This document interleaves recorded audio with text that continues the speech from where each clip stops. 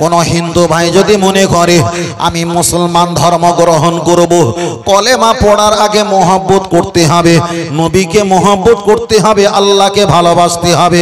কলেমা পড়ার আগে চিন্তা করতে হবে হয়তো আমার গাড়ি আমার ভাই কেড়ে নেবে, আমার জমি জায়গা আমার বাপ হয়তো দেবে না, আমার সময় সম্পত্তি রেখে দিয়ে হয়তো আমার অন্য জায়গায় চলে যেতে হবে, আমার বিবি হয়তো আমার বিপক্ষে যেতে পারে, আমার বন্ধু বান্ধব তারা আমার বিপক্ষে যেতে পারে। এতগুলো চিন্তা মাথায় রাখতে হবে আর এতগুলো সম্পত্তির অপেক্ষায় নবীকে আর আল্লাহকে সবচাইতে বেশি ভালোবাসতে হবে। ওই ব্যক্তি তো কলেমা পড়লে ঈমানদার হয়ে যাবে। কোনো ব্যক্তি যদি কলেমা পড়ে আর এতগুলো চিন্তা মহব্বত ভালোবাসা যদি না থাকে, ও মুসলমান হবে না, বরং উনি হবে মুনাফিক। চলেন আমি আপনাকে বোঝাতে চেয়েছি, লক্ষ্য করে দেখা যায় তাহলে মুসলমান হবে, ইমানদার হবে কোন দিকে? সবচাইতে বেশি ভালোবাসতে হবে আমার নবীকে। আল্লাহর নবী এক সময় দাঁড়িয়ে আছেন, একটা সাহাবা রাসূলের সামনে চলে আসলেন, আল্লাহর নবীকে বললেন, হুজুর আমি জান্নাতে যেতে চাই। নবী জিজ্ঞাসা করলেন, তুমি জান্নাতে যাবে, তুমি কতটা নামাজ পড়ো? বল ঘুমিয়ে সল্লনা, তোমার কতটা নামাজ আছে? হুজুর আমি বেশি নামাজ পড়তে পারি না, প্রয়োজন হিসাবে আমি নামাজ পড়ি। আল্লাহ নবী পরে বললেন, আয়াসুবুনা, তুমি কতটা রোজা রাখো? হুজুর বেশি রোজা রাখতে পারি না, প্রয়োজনটাই রাখি। নবী আমার পরে বললেন, আয়াহুদ্দুনা, কতবার তুমি হজ করেছো? হুজুর বেশি হজ করতে পারিনি, তবে প্রয়োজনটাই আমি হজ করেছি। আল্লাহ নবী বললেন, এতটা রোজা, এতটা হজ, এতটা কোরআন তেলাওয়াত, এতটা নামাজ নিয়ে কি জান্নাতে যাওয়া সম্ভব? নবী সাহাবা বললেন, হুজুর আমার ভিতরে এতটা রোজা নামাজ রোজা থাকতে পারে, কিন্তু আপনার ভালোবাসা আমার কলব, আমার হৃদয়, আমার সিনায় সবচাইতে বেশি বেশি বেশি বেশি রেখে দিয়েছি। আল্লাহ নবী বললেন, সাহাবীরা বাইতুন যারা ঘরে আছো বাহির হয়ে এসো। পৃথিবীতে কোনো জান্নাতি জীবিতওয়ালা যদি দেখতে চাও, তোমরা স্বচক্ষে দেখে নাও। সর্বাপেক্ষা যিনি আমাকে ভালোবাসায় পরিচয় দিয়েছে, ওই ব্যক্তিগুলো দুনিয়াতে জীবিত জান্নাতি। জরুন সুবহানাল্লাহ। আরেকটু জোরে হবে না? আল্লাহ আল্লাহ। ও ছেলেরা, জওয়ানেরা, আমি আপনার কাছে বোঝাতে চেয়েছি, তাহলে নবীর প্রশংসার কথা বললাম, আপনাকে ভালোবাসার কথা বলছি। আগিয়ে চলে যাওয়া যাক। আমি আপনার কাছে যদি এই সম্পর্কে বক্তব্য রাখি, ঘন্টাকে ঘন্টা বলতে পারবো, কিন্তু সময় তো আমি অত নেব না। আগিয়ে চলে যাওয়া যাক। আপনাদের কাছে, আমাদের কাছে চলে আসছে রমজান মাস। রমজান মাস ফাল্গুন মাসের 16 তারিখ কিংবা 17 তারিখে পবিত্র রমজান মাস স্বরূপ। রমজান মাসে 3টা হিস্সা করা হয়, একটা হলো রহমত, একটা হলো মাগফিরাত। সেই 2 দিন হলো নাজাত আর নাজাত। তবে এর ভিতরে আমি একটা কথা আমি আপনাকে বলছি, আমাদের সমাজে এমন একটা ফতোয়া জারি হয়েছে, কেউ যদি রমজান মাসে ইতিকাফ না করে, টোটাল এলাকাবাসীর রোজা হবে না। আবার কেউ বলে দায়িত্ববান হয়ে যাবে। একজন যদি ইতিকাফ না করে, প্রতি গ্রামবাসী দায়িত্ব পড়ে যাবে। কিন্তু আমি আপনাকে বোঝাতে চেয়েছি, এই মসজিদে ইতিকাফ যদি না করে, এর জন্য যদি 200-100 মুআল্লা, যেটা মুআল্লা থাকে মসজিদের সীমাবদ্ধ, এরাই যদি ইতিকাফ না করার বিনিময়ে যদি দায়িত্ব পড়ে যায়, হিসাব যদি আল্লাহর কাছে দিতে হয়, মসজিদে 5 ওয়াক্ত নামাজ হয়, 30 জন আর 20 জন আর 10 জন আর বেশি নামাজ পড়ে না। এখন এই হিসাব তোমার কোন বাপ দেবে? কথা বুঝতে পারেননি? এই হিসাব তোমার কোন বাপ দেবে? তাহলে মসজিদে ইতিকাফ 3 দিন করা হয় না। বাবু এসছো? বাবু একটু ওই একটু, ও তুমিও না, তো ওই জায়গাটা আসে, ওখানে বসবে না। বসলে মনে করো আপনি, ওই জায়গাটা খুব কঠিন জায়গা। আল্লাহ, আমার কথা বুঝতে পারছেন তো ভাই? চলে। তাহলে ইতিকাফ যদি না করা হয়, আমরা কি বলি? টোটাল মুআল্লা গুনাহগার, টোটাল মহল্লা গুনাহগার। কথাটা সঠিক কি বেঠিক এটা আমার জানার প্রয়োজন নেই, কিন্তু আমার জানার প্রয়োজন হলো এটা সবচাইতে বড় ইবাদত। নবী বলেছেন আফদালুল ইবাদাত ইবাদাতিস সালাত, সবচাইতে বড় ইবাদত হলো নামাজ। আপনার টাকা নেই হজ করো না, টাকা নেই যাকাত দিও না, টাকা নেই ফিতরা দিও না, টাকা নেই কুরবানি দিও না, আপনার অর্থ নেই সম্পদ নেই আপনি দান খয়রাত করো না, কিন্তু আপনি টাকা থাকুক আর নাই থাকুক, একটা ভ্যান চালকের প্রতি যতটা নামাজ ফরজ, একটা আলেমের ছেলের প্রতি ততটা নামাজ ফরজ, একটা পীরের ছেলের প্রতি ততটা নামাজ ফরজ। তাহলে আপনাকে তো নামাজ পড়তে হবে। ইতিকাফ ওটা সুন্নাতে মুআক্কাদা, ওটা করলো কি না করলো ওটা পরে ভাববো। নামাজ না পড়ে হাজার হাজার বছর জাহান্নামে যাবে, এটাই তো আগে ভাবা দরকার। তাহলে ইতিকাফে থাকা হলো বাতাসা পানি, আর নামাজটা কাজা না করাটা হলো দুধের পানি।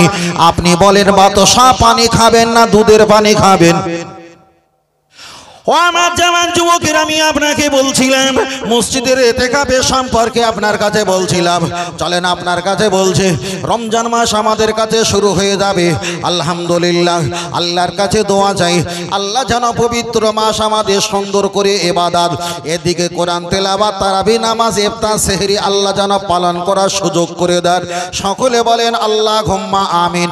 এবার আমি আপনার কাছে একটাই কথা বলছি, আমার বাড়ি থেকে নিয়ে এই পর্যন্ত ডাউন অধিকাংশ কিলোমিটার মেরে দেখলাম আনুমানিক 550 কিলোমিটার আপ ডাউনের রাস্তা। তাহলে আল্লাহ দেখা যায় আমরা কিতাবে পেয়েছি কোনো একটা ব্যক্তি যদি 64 কিলোমিটার রাস্তা অতিক্রম করে আর মুসাফির যদি হয়ে যায়, ওই ব্যক্তিটা এশার নামাজ 4 রাকাতের জায়গায় 2 রাকাত পড়বে, জোহরের 4 রাকাতের জায়গায় 2 রাকাত পড়বে। কেন? ওই ব্যক্তিটা হলো মুসাফির। তাহলে 24 পরগনা সুন্দরবন থেকে আমি মফিজুল ইসলাম যদি আপনাদের এলাকায় দুপুর বেলা পৌঁছাই, জোহরের নামাজ যদি 4 জায়গায় 2 রাকাত কসর আমার পড়তে হয়, ইসলাম আমাকে অনুমতি দিয়েছে। তাহলে ওই অবস্থায় যদি রোজা থাকি, ক্লান্ত হয়ে গেছি, নামাজ এত বড় ইবাদত, 4 রাকাতের জায়গায় যদি 2 রাকাত হয়, তাহলে রোজা তো অত বড় ইবাদত নয়। রোজা হালাতে যদি এত দূর রাস্তা অতিক্রম করি, তাহলে দুপুর বেলা কি একটু লবণ ছাড়া মিষ্টি ছাড়া পানি খাওয়া যাবে? চলেন আমি আপনার কাছে ক্লিয়ার করে দেই। আপনারা হয়তো এখান থেকে কলকাতা চলে গেছেন কোনো মাল কেনাকাটা করতে, দোকান ব্যবসা বাণিজ্য, আপনি চাকরি নকরিতে গেছেন, আপনি যদি অসুস্থ হয়ে যান, আপনি যদি কঠিন জায়গায় পৌঁছে যাও, আপনি হয়ে গেছেন মুসাফির। আর মুসাফির হালাতে যদি কষ্ট হয়, আল্লাহর নবী বলেছেন ইনশিতা ফাসম, তোমার যদি কষ্ট না হয় রোজাটা তুমি সুন্দর করে পরিপাটি করে পালন করো, চেষ্টা করো রোজা রাখার জন্য। নবী আমার পরে বললেন যদি তোমার সম্ভব না হয় ওয়াইন সীতা ফাকতুর, রমজান তুমি যেমন মুসাফির হালাতে জোহরের নামাজ 4 জায়গায় 2 রাকাত পড়ছো, ওয়াইন সীতা ফাকতুর, আর রোজা হালাতে যদি মুসাফির হও তুমি অবশ্যই রোজাটাকে ভঙ্গ করে দাও। ফাকতুর, তুমি রোজাটা ডিলিট করে দিয়ে মানুষের আড়ালে গোপনে কিছু খাদ্য খেয়ে জীবনটা ধারণ করো। তাহলে এখানে প্রমাণ হয়ে গেল ইসলাম এত কঠোর নয়, কঠিন নয়। প্রয়োজন মাকি পরিস্থিতির অনুকূলে যেমন দাঁড়িয়ে প্রসাব করা যায়, পরিস্থিতির অনুকূলে নবী ইব্রাহিম আলাইহিস সালাম ওনার স্ত্রীকে পরিচয় দিয়েছিল এটা আমার বোন হয়, এটা যেমন জায়েজ, পরিস্থিতির কারণেও রোজা ভঙ্গ করাটাও জায়েজ। এবার কে বলবে হুজুর আমি মারা যাব তাহলে রোজা আমি ভাঙবো? ওটা বোকামো বাবু ভাই, দাদু ভাই, ওটা বোকামো কথা। বলা হয়েছে মুসাফির হালাতে কষ্ট হলে ওয়া ইনশিতা ফাকতুর, তুমি ডিলিট করে দাও। তাই পরে বলেছে ইনশিতা ফাসুম, যদি চেষ্টা করো রাখতে পারো রাখাটাই ভালো, যদি না হয় কোনো সমস্যা নেই। আমার কথা বুঝতে পারছেন বাবু? আল্লাহ আল্লাহ। চলেন আমি আপনার কাছে বোঝাতে চেয়েছি, খুব ভালো করে খেয়াল করে শুনবেন। তাহলে রমজান মাসের বিষয়টা আমি আপনার কাছে বললাম। ইফতারও দেখা যায় আমরা কখন রোজা ভাঙবো আর কখন রাখবো মুসাফির হালাতে, বিষয়টা আমি আপনার কাছে ক্লিয়ার করে বললাম সংক্ষেপ। চলেন আপনার কাছে আর একটা বার আগিয়ে যাওয়া যাক। ও বাবাজিরা, নবীর সঙ্গে আমাদের সঙ্গে তুলনা করা যাবে না। অনেকে বক্তব্য দেয় আর বারবার বলে আল্লাহ নবী যেটা করেছেন এটা আমরা করব। আজকেও বলছি খবরদার নয়, খবরদার নয়। নবী যেটা করেছেন সেটা আমরা করব কি করব না এ কথা বলবেন না। নবী করুক আর নাই করুক, আল্লাহ নবী যেটা আমাদের করতে বলেছেন ওটাই আমরা করব। ও বাপজির, আমি আপনার কাছে একটা হাদিস পড়ি। হাদিসটা বুখারী শরীফে এসেছে। আল্লাহ নবী এক সময় তিনি ইফতার করার জন্য তিনি বসে আছেন। সাহাবীরা আল্লাহ নবীকে কিছু ইফতার দিয়েছেন। আল্লাহ নবী আমার ইফতার খেলেন না, আইদিয়াকুম হাত দিয়ে ইফতারটা একটু সরিয়ে দিলেন। নবী সারাদিন কিছু খেলেন না। আবার পরের দিন তিনি মাগরিবের আগে ইফতারের জন্য বসেছেন। সমস্ত সাহাবারা ইফতারের সম্মুখে নিলেন। আল্লাহ নবীকে একটু বেশি করে ইফতার দিয়েছেন, আল্লাহ নবী খেলেন না। এমন করে আইয়াম খমসা 5টা দিন হয়ে গেছে, আল্লাহ নবী ইফতার করলেন না। একটা সাহাবা এসে জিজ্ঞাসা করলেন, ইয়া রাসূলুল্লাহ, হাবিবাল্লাহ, কোরআন কার প্রতি নাজিল হয়েছে? আল্লাহ নবী বললেন, আমার প্রতি নাজিল হয়েছে। আল্লাহ তো ওই কোরআন শরীফে বলেছেন, সুম্মা আতিমুস সিয়ামা ইলাল লাইল, সন্ধ্যা যখন হয়ে যাবে তোমরা ইফতারটাকে ভঙ্গ করে দেয়, রোজাটা ভঙ্গ করে দিয়ে ইফতার খাওয়া শুরু করে দাও। তাহলে আল্লাহ যদি সন্ধ্যাবেলা রোজা ভঙ্গ করে ইফতার খাবার আদেশ যদি দিয়ে থাকে, আপনি কেন 5 দিন ইফতার রোজা ভঙ্গ করলেন না? 5 দিন কেন আপনি ইফতার করলেন না? জবাব দাও। আল্লাহ নবী জবাব দিয়ে বললেন, আনা বইস্তু মুআল্লিমান, আমি দুনিয়াতে ইবাদত করতে আসিনি, আমাদের ইবাদত করার জন্য আর বোঝানোর জন্য আমি শিক্ষক হয়ে এসেছি। আর একটু জোরে হবে না সুবহানাল্লাহ? তেবু যে এত রাত্রে সুবহানাল্লাহ বার হয়েছে, এটাও শুকরিয়া নাকি বাবু? সুবহানাল্লাহ যখন বলি, হাদিসটা পড়ি, রাসূল বলেছেন একবার সুবহানাল্লাহ বললে আসসামা আল আরদা, আসমান আর জমিন যতটা ফাঁকা জায়গা, কতটা ফাঁকা? আপনারা বলবেন না, আমি একটু হিসাব দিয়ে বলছি, ছেলেরা বুঝতে পারবে। লাখো লাখো, million million, billion billion, trillion trillion, কোড়ল কোড়ল, অনেক হিসাব। এতটা এর চাইতে আরো বহুগুণ ডিফারেন্স। একবার সুবহানাল্লাহ বললে এই আসমান আর জমিন এতটা ফাঁকা জায়গা আল্লাহ নেকি দিয়ে ভরপুর করিয়ে দেন। জোরে বলেন সুবহানাল্লাহ।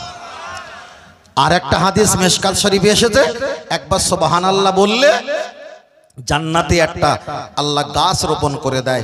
ওই গাছের পাতাটা হবে স্বর্ণের। শুধু স্বর্ণের হবে না, ওই গাছের উপরে যদি সূর্য পড়ে, সূর্যের ছায়াটা যখন গাছের ছায়া তলায় পড়বে, ওই ছায়াটা ঘোড়ার উপরে সাওয়ারি পার হতে 1000 বছর সময় লাগবে, শুধু একটা গাছের ছায়া পার হতে। একবার সুবহানাল্লাহ বলার কারণে। জোরে বলেন। তাহলে আরেকটা সুবহানাল্লাহ বাড়বে না কমবে? বাড়বে তো। তাহলে পিছনে যারা আছেন বাদু ভাই, একটু জোরে বলেন সুবহানাল্লাহ। ভাই 12টা 11, একদম সময় খুব তাড়াতাড়ি, একদম দেরি করো না ভাই, বুঝলেন না? আমার ভাষা বুঝতে পারছেন দাদু ভাই? বুঝতে পারছেন না? আলহামদুলিল্লাহ, আল্লাহু আকবার। আল্লাহ। ও আমার বাপজি, আমি আপনাকে বলছিলাম, চলেন আপনার কাছে রমজান মাসের কটা মশলা ঝপ করে বলা যাক। তাহলে আপনার কাছে রমজান মাসের ইফতারের কথা বলছিলাম, আপনার কাছে আমি আর একটা বলে দেই। শুধু অনেকে আমরা ইফতার করি মসজিদে, আবার অনেকে মসজিদে ইফতার করতে চায় না, বাড়িতে ইফতার করে মসজিদে গিয়ে নামাজ আদায় করে। আবার কেউ বাড়িতে ইফতার করে না, মসজিদে সারা মাস ইফতার করে। ইফতার দেওয়ার মতো তার যোগ্যতা আছে, কিন্তু দেয়।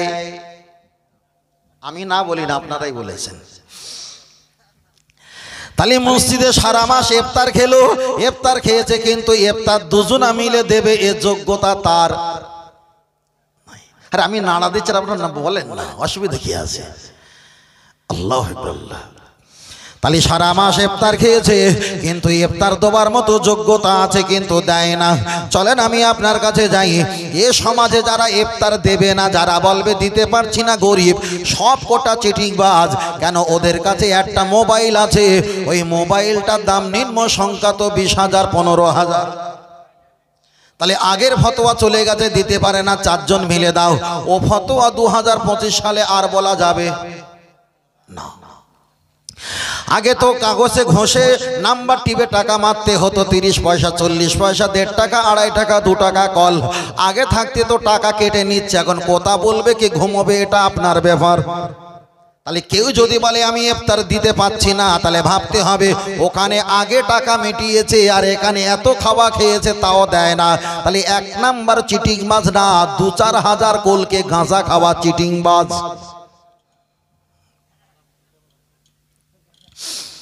ও আমার জওয়ান যুবকেরা, আমি আপনাকে বোঝাতে চেয়েছি, আগিয়ে চলে যাওয়া যাক। ইফতার মসজিদে যারা করেন আলহামদুলিল্লাহ ভালো, যারা বাড়িতে ইফতার করে মসজিদে জামাতে নামাজ পড়েন এটাও আলহামদুলিল্লাহ ভালো। তবে বিষয়টা হলো এটা, আমি পরকালে নাজাত পাবো কিনা এটা আমার ব্যক্তিগত ব্যাপার, আমি নিজে নিজে ভাববো। দলে দলে সব কাজ করাটা ভালো হতে পারে, নাও হতে পারে। মসজিদে আপনি ইফতার করবেন, এখন সাপোজ আমাকে কেউ ইফতার দিয়েছে, এখন ইফতারটা যখন আমি খাবো, ইমাম সাহেব বললেন একটা দোয়া বলো, আল্লাহুম্মা ইয়া ওয়াসিয়াল ফাদলি ওয়া ইগফিরলি, এই দোয়াটা বলতে বলে। আল্লাহুম্মা, হে আল্লাহ, ইয়া ওয়াসিয়াল ফাদলি ওয়া ইগফিরলি, আল্লাহ এতে বরকত দাও, আপনি দয়া করো, রহমত করো, আল্লাহ আপনি ক্ষমা করো। কিন্তু শরিয়াতের মসলার কিতাবে এসেছে যারা সুদখোর হারামখোর, হারাম টাকা ইফতার দেবে, ওই হারাম টাকার জন্য কেউ যদি দোয়া চায় ওই ব্যক্তিটাই হবে কাফের। তাহলে সুদের টাকায় হারাম টাকা যদি ইফতার দেয় আর আপনি যদি বলেন আল্লাহুম্মা ইয়া ওয়াসিয়াল ফাদলি, আল্লাহ বরকত দাও, আগে ফিরিলে আল্লাহ ক্ষমা করে দাও। আমার আল্লাহ বলেছেন হারাম জিনিসে তো রহমতের দোয়া করা যাবে না, হারাম জিনিসের জন্য কখনো দোয়া করা যাবে না। তবে তাদের হেদায়েতের জন্য আল্লাহর কাছে দোয়া করতে পারো, আল্লাহ হেদায়েত দাও, হেদায়েত দাও। ও বাপজিরা, পূর্ব সিরাত আল্লামা রাহমাতুল্লাহ তিনি একটা কিতাবে লিখেছেন, কেউ যদি হারাম জিনিস বিসমিল্লাহ বলে খায়, বিসমিল্লাহ বলে খেলে ওই ব্যক্তিটা বেঈমান হয়ে যাবে। আর যদি কেউ বিসমিল্লাহ বলে না খায়, এক এক লোকমা খেলে 40 দিনের ইবাদত নষ্ট হয়ে যাবে। তাহলে বিসমিল্লাহ বললে আপনি কাফের, না বললে পিছনে 40 দিনের ইবাদত নষ্ট। এবার আপনি চিন্তা করেন, যদি লবণ ভাত হয় হালাল খাওয়া ভালো, তবে বিরিয়ানি খেয়ে হারাম খেয়ে জাহান্নামে যাওয়া ভালো। চলেন আমি আপনাকে বোঝাতে চেয়েছি, ইফতারে কথা বলছি, শুধু এই বিষয়টা সামনে এসেছে বলে তাই একটু বলতে বাধ্য হয়েছি। চলেন আগিয়ে যাওয়া যাক। ইফতারে কথা আমি রেখে দিলাম, এবার আমি আপনাকে বলছি শুধু খাবেন না, শুধু খাওয়াটা বড় কঠিন গুনাহগার। তার কারণ আল্লাহর নবী বলেছেন যারা শুধু খায়, অমুকিলাহু, যারা মানুষকে জোর করে শুধু খাওয়ায়, অকাতিবাহু, যারা লেখে এত টাকা লিখে এত টাকা পাবে, এত টাকা ফিস করলে এত টাকা পাবে। আল্লাহ নবী পরে বললেন অশাহিদাহি, যিনি সাক্ষ্য দেয় যে টাকা আমিও পেয়েছি তুমিও পাবে, এ টাকা মার যাবে না। আইসা রোঘা আইয়ান কি হারজুল উম্মাঘু, যদি 69-70 রকম যদি পাপ থাকে, তার চাইতে ছোট পাপ হলো যারা শুধু খায়, শুধু খাবার জন্য মানুষকে যারা বোঝায়, শুধু সুদের ব্যাপারে যারা লেখালেখি করে, সুদের ব্যাপারে যারা গাওয়াহি সাক্ষ্য দেয়। আল্লাহ নবী বলেছেন একটা কাঁটার ভিতরে স্বামী স্ত্রী যেমন কার্যকলাপ করা হয়, ওরা যেন আপন মায়ের সঙ্গে তেমনই কার্যকলাপ করলো। ও বাপজিরা, হালাল খেয়ে পাকা রাস্তায় পাগলের মতো ঘুরে 30টা বছর ত্যাগ করে জান্নাত পাওয়া ভালো, তবে হারাম খেয়ে এসি ঘরে থেকে সারাটা জিন্দেগি জাহান্নামে থাকা ভালো। কথা বুঝতে পারেননি ভাই? হ্যাঁ, যদি আল্লাহ বলতো যে তোমাদের বয়স দিয়েছি 10,000 বছর, তাহলে দেখা যায়। মাত্র তো বয়স 60-70, এর বেশি তো এগোচ্ছে না। এখন যুবকেরা তো বেশি মারা যাচ্ছে, কিন্তু মুরব্বীরা বেশি মরে না। যুবকেরা মরবে না কেন? এরা সকালবেলা উঠে হরিকতি, আমলকি, বয়ডা, অর্জুন, কালমেঘ, রজনী, ভিমাল, তুলসী, শেখর, শান্তি, মোসাবি, দিলবার, রাকেশ খৈনি, কাটা খৈনি, জোড়া খৈনি, ওই মানে খোলা খৈনি, প্যাকেট খৈনি, কত রকম মাল খাচ্ছে। খেয়ে সারাদিন ভালো কিছু খেলো না, ভ্যান চালালো, গাড়ি চালালো, ছোটাহাঁটা করলো, কোদাল কোপালো, বাড়িতে এসে এক মুঠো খেয়ে শুয়ে পড়লো, আর মোবাইলে শর্ট ভিডিও শুধু গল গল করে বার করছে। একবার টিপছে আর গল গল করে বার হচ্ছে। ওর ভিতরে কিছু আছে? আছে। যদি তো আজরাইল যদি একটুখানি চোখ একটুখানি নাড়া দেয়, ও এমনি তো মরে যাবে, আসার দরকার নেই। তার কারণ ওর যা চেসিসের কন্ডিশন, ওর যা চেহারার কন্ডিশন, কি সাংঘাতিক জিনিস পাই যে ফেসবুক। আমি হারামে ফতোয়া বল দিতে পারবো না, তবে কি ক্ষতি করছে একটু ভালো করে হিসাব করে দেখবেন। কি ক্ষতি করছে, মারাত্মক ক্ষতি করছে, মারাত্মক ক্ষতি করছে। আল্লাহু আকবার, আল্লাহ আল্লাহ। ও আমার বাপজিরা, আমি আপনাকে বলছিলাম, রমজান মাসের কথা বলছিলাম। আমি আপনার কাছে আর বেশি লম্বা যাব না, তবে আপনার কাছে আমি সংক্ষেপ করে কিছু কথা বলছি। রমজান মাসের কিছু মশলার কথা বললাম, তবে আপনার কাছে আর একটা বার আগিয়ে যাওয়া যাক। অনেকে রমজান মাসে গুড়াক্কো ব্যবহার করে, অনেকে দেখা যায় ছাই কিংবা মাজন ব্যবহার করে। রমজান মাসে রোজা রেখে অনেকে কলকেট ব্যবহার করে, অনেকে মেসওয়াক ব্যবহার করে। আমি বলবো মা, আপনি এগুলো ত্যাগ করুন, এগুলো পরিত্যাগ করুন, এগুলো ব্যবহার করবে না। রোজাটা যদিও না ভাঙে, রোজাটা অনেকটা হালকা হয়ে যাবে, হালকা হয়ে যাবে। এগুলো আপনি ব্যবহার করবেন না। তবে আপনার কাছে আমি আর একটা কথা বলতে চেয়েছি, কোনো ব্যক্তি যদি রমজান মাসে রোজা রাখে আর তারাবি যদি না পড়ে, অনেক আলেমদের মতে রোজা হয়ে যাবে, রোজা হয়ে যাবে। তবে তারাবি না পড়ার জন্য আল্লাহর দরবারে কৈফিয়ত দিতে হবে। কেন? তারাবি নামাজ হলো সুন্নাতে মুআক্কাদা। সুন্নাতে, এটা গায়ের মুআক্কাদা নয়, এটা সুন্নাতে মুআক্কাদা। আমার যুবকেরা ভালো করে খেয়াল করে রাখেন। তাহলে আপনার কাছে আমি অনেকটা ভিতরে এসে তারাবি পর্যন্ত আগিয়ে চলে যাওয়া যাক। লক্ষ্য করে দেখা যায়, আবার তারাবি নামাজের সময় আমাদের এলাকায় কিছু তৈরি হয়ে গেছে। একটা হাফেজ সাহেব তারাবি নামাজ পড়াবে, আর পিছনে 20-22 জন 30 জন মহিলারা, মায়েরা, তারা নামাজ পড়বে। আমাদের এলাকায়, আপনাদের এলাকায় না হলে বহু জায়গায় হচ্ছে, মহিলারা নামাজ পড়ছে একটা পুরুষ হাফেজ সাহেবের পিছনে। ওদেরকে যদি জিজ্ঞাসা করা হয়, ভাই মহিলারা এই নামাজ পড়ছে একটা পুরুষের ভিতরে জামাতের সঙ্গে তারাবি নামাজ, তোমরা বলো কোন হাদিসে আছে? ওরা বুখারী দেখাবে। দেখো, আল্লাহর নবী তো মহিলাদের জামাতে নামাজ পড়িয়েছে। আল্লাহর নবী সাহাবা হযরতে আবু বকর সিদ্দিক রাদিয়াল্লাহু তাআলা আন, তিনি তো মহিলাদের জামাতে নামাজ পড়িয়েছে। আলী, এখানে আমরা যদি পড়ি তাহলে অসুবিধা কি? চলেন আমি সংক্ষেপ করে আপনার কাছে বলি। আল্লাহ নবী মহিলাদের জামাতে নামাজ পড়িয়েছে। আল্লাহ নবী সাহাবা হযরতে আবু বকর সিদ্দিক রাদিয়াল্লাহু তাআলা আন, তিনিও মহিলাদের জামাতে নামাজ পড়িয়েছেন। হযরতে ওমর ফারুক রাদিয়াল্লাহু তাআলা আন, তিনিও মহিলাদের জামাতে নামাজ পড়িয়েছেন। কিন্তু তারপরে আর মহিলাদের জামাতে নামাজ পড়ালেন না। এক সময় ওমর ফারুক বলেছিলেন, ও মসজিদে নববীর মুসল্লি, সাল্লু ফি বুয়ুতিকুম, তোমরা আজ থেকে ঘরে গিয়ে নামাজ পড়ো। সাহাবীরা অনেকে রেগে গেছে। আল্লাহর নবী মহিলাদের জামাতে নামাজ পড়িয়েছে, হযরতে ওমর পড়িয়েছে, হযরতে আবু বকর পড়িয়েছে। ওমর, তুমি কিছুদিন পড়ালে, কেন হঠাৎ করে বন্ধ করলে বলো? বলল, আমি বলবো না, চলো আম্মা জান আয়েশার কাছে যাই। আম্মা জান আয়েশা রাদিয়াল্লাহু তাআলা আনহা তানার কাছে গিয়ে জিজ্ঞাসা করলেন, ওমর ফারুক মহিলাদের মসজিদে জামাতে নামাজ পড়া উনি হারাম ফতোয়া দিয়েছে, আপনি বলেন, আপনি নবী পাকের স্ত্রী, আপনি আমাদের আম্মা জান। আম্মা জান তিনি জবাব দিয়ে বললেন, ওমর ফারুকে ফতোয়া দিতে দেরি করেছে। তোমার নবী যদি এই মুহূর্তে দুনিয়ার হায়াতে থাকতো, ওমরের আগে মহিলাদের মসজিদে আসা আগেই বারণ করে দিত। জোরে বলেন। তাহলে আল্লাহ নবী যে সময় পড়িয়েছিলেন ওই সময়টা ছিল একটা পরিবেশ। হযরত ওমর যে সময় বারণ করেছেন ওটাই ছিল আর একটা পরিবেশ। আমি সংক্ষেপ করে বলছি, হাদিসটা বুখারী শরীফে এসেছে। মুহাম্মদ আল্লামা আব্দুল্লাহ ইসমাইল বিন বুখারী রহমাতুল্লাহ, কোরআন শরীফের পরে যে হাদিসের কিতাব না পড়লে পৃথিবীর কোনো হুজুর মাওলানা হতে পারে না, ওই হাদিস শরীফে এসেছে। ওমর ফারুকের স্ত্রী বললেন, হুজুর কেউ নামাজ পড়ুক আর নাই পড়ুক, আমি নামাজ পড়বো, নবী পড়িয়েছে আমি পড়বো। হুজুর বললেন, তুমি যাও নামাজ পড়তে, নামাজ পড়বে যাও। হযরত ওমর ফারুক হুজুরের স্ত্রী, উনি যখন নামাজ পড়তে বার হয়েছে, ওমর ফারুক রাদিয়াল্লাহু তাআলা তার আগে তিনি অন্ধকারের জায়গায় দাঁড়িয়ে আছে।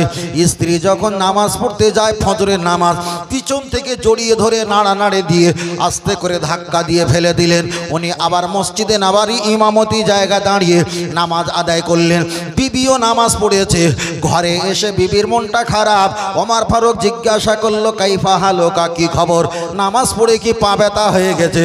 হুজুর কিছু মনে করবেন না, আমি রাস্তা দিয়ে যাচ্ছিলাম, তখন ভোর ছিল, অনেকটা অন্ধকার ছিল, কে জানি আমাকে চেপে ধরে ধাক্কা মেরে ফেলে দিল। ওমর ফারুক তখন হেসে হেসে বলেছিলেন, ওটাই ছিল আমি ওমর। আমি ওমর হয়ে যদি ওই জায়গায় অন্য কোনো পুরুষ থাকতো, তুমি এক হাত সেলাই করতে গিয়ে তোমার 5 হাত ছিঁড়ে বাড়ি বাড়ি পাঠিয়ে দিত। তাই পরিস্থিতির দিকে তাকিয়ে আমি মহিলাদের জামাতে নামাজ পড়তে নিষেধাজ্ঞা করেছি। এটাই হলো আহলে সুন্নাতুল জামাতের মত। জোরে জোরে বলেন, আরেকটু জোরে হবে না? আল্লাহু আকবার। আল্লাহ, আর আধা ঘন্টা আছে। যা হয় রে, না না না না না না চাচা না, তোমার জমি বিক্রি করবে কোন রেটে, কম বেশি কবে সে পরে করো ভাই, আমার যে দাম হয়েছে সে দাম আমি বিক্রি করে দেই। আল্লাহু আকবার। আল্লাহ আল্লাহ আমাদের কবুল করেন, বলেন আমিন। আর একটু জোরে হবে না? আল্লাহুম্মা আমিন। আর একটু সকলে বলি আল্লাহুম্মা আমিন। আমার কথা বুঝতে পারছি দাদু ভাই? দাদু ভাই বুঝতে পারছেন তো? আলহামদুলিল্লাহ আলহামদুলিল্লাহ। মায়েরা তো আছে না? আহা আছে, আলহামদুলিল্লাহ। আমি এমন কথা ভাষা উচ্চারণ করব না, কেন বাপের পাশে ছেলে থাকে, দাদুর পাশে নাতি থাকে, মায়ের পাশে মেয়ে থাকে, খালার পাশেও বোনজি থাকে, বোনপো থাকে, এমন কিছু বলা যাবে না। কেন এটা এমন একটা জায়গা, আমরা সকলে এক জায়গায় বসে থাকি। কথা বলতে গেলে ভাষা লজিক্যাল কিছু লফজ বার করতে গেলে খুব চিন্তা ফেকের ভাবনা করে বার করতে হয়। আলহামদুলিল্লাহ, চলে না গিয়ে যাই। আল্লাহ নবী দ্বিতীয় খলিফা হযরত ওমর ফারুক রাদিয়াল্লাহু তাআলা আনহু তিনি মসজিদে নববীতে নামাজ পড়তে মহিলাদের বারণ করেছেন। এবার যারা মহিলাদের পিছনে রেখে যে পুরুষটা নামাজ পড়ছে, নামাজ পড়াচ্ছে, আর মহিলারা 30-40 জন পিছনে নামাজ পড়ছে, এবার বলেন ওমর ফারুক হুজুর তিনি নামাজ পড়ানো বন্ধ করেছে। ওই ওমর ফারুক হুজুর ধর্মের ব্যাপারে বেশি বোঝে না এই 2500 টাকার পুরনো হুজুর বেশি বোঝে? আর একটু ভিতরে গেলে সুবিধা হবে নাকি? আর একটু ভিতরে যাই, চলেন। আমি আপনাকে বোঝাতে চেয়েছি, আল্লাহ নবী এক সময় তিনি বলেছিলেন, ও আমার সাহাবীরা জেনে রেখে দাও, আমার অনেক ব্যক্তিরা তারা মদ্য অবস্থায়, নেশা করা অবস্থায় নামাজ আদায় করে, নামাজ পড়তে পড়তে তারা সূরাগুলো গুলিয়ে ফেলে। আল্লাহ নবীর কাছে বললেন ওমর ফারুক হুজুর আপনি যদি একটাবার আল্লাহর কাছে বলতেন মদ খাওয়া হারাম, একেবারে আপনি বলে দাও। এই কথাটা আল্লাহ নবীর কাছে বলতে যাবে, মনে মনে ভাবছে আমার আল্লাহ ওমরের পক্ষ হয়ে কোরআনের আয়াত নাজিল করে বলে দিয়েছে লা তাকরাবুস সালাত, খবরদার খবরদার ও আনতুম সুখারা, খবরদার নেশা তো করা তো দূরের কথা, নেশার ভাম যদি থাকে নামাজের ধারে বাড়ে যেন না যায়। আল্লাহ নবী আল্লাহকে বলার আগে ওমরের মনের খবর জানতে পেরে আমার আল্লাহ আগে নিষেধ করে দিয়েছে। তাহলে এখানে প্রমাণ হয়ে গেল নবী ওমরকে শুধু একা ভালোবাসে না, আমার আল্লাহ ও ওমর ফারুককে ভালো। চলেন আরেকটু বলি। লক্ষ্য করে দেখা যায় ওমর ফারুক রাদিয়াল্লাহু তাআলা আনহু তানার কথা বলছিলাম।